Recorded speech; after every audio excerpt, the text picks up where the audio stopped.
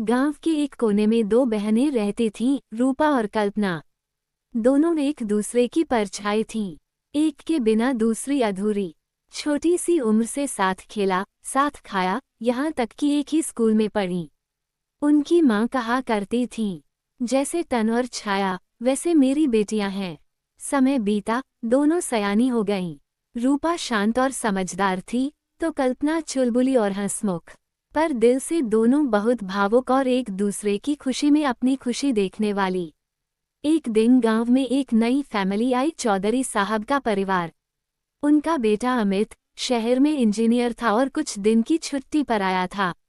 संयोग ऐसा हुआ कि वो कल्पना से पहले मिला और उनकी हंसी मजाक ने जल्दी ही दोस्ती में बदलकर प्रेम का रूप ले लिया। लेकिन कहानी ने मोड़ तब लिया जब अमित की मां ने रिश्ता लाने के लिए रूपा को पसंद कर लिया। उन्हें रूपा की सादगी और शालीनता भा गई। रूपा स्तब्ध रह गई। उसे सब पता था कि कल्पना और अमित एक दूसरे से प्यार करते हैं। रूपा ने कल्पना की आंखों में पहली बार आंसू देखे, जो उसने कभी नहीं चाहा था।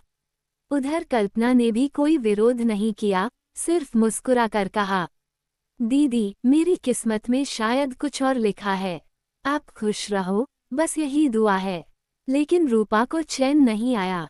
उसने माँ पापा और चौधरी साहब से साफ बात की, मैं कल्पना की जगह नहीं ले सकती।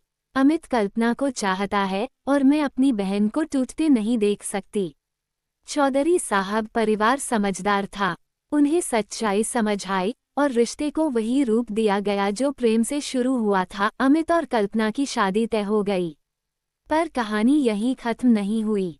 अमित का एक बड़ा भाई भी था, अजय, जो फौज में था और छुट्टी लेकर आया।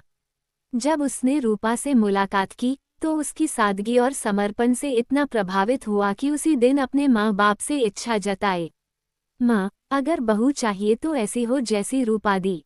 और फिर नियति ने वो किया जो किसी ने सोचा नहीं था। एक ही दिन, एक ही मंडप, और दोनों बहनों की एक साथ डोली उठी। कल्पना अमित की बनी और रूपा अजय की। माँ की आंखों में खुशी के आंसू थे और दो बहनों के चेहरों पर सच्चा सुकून।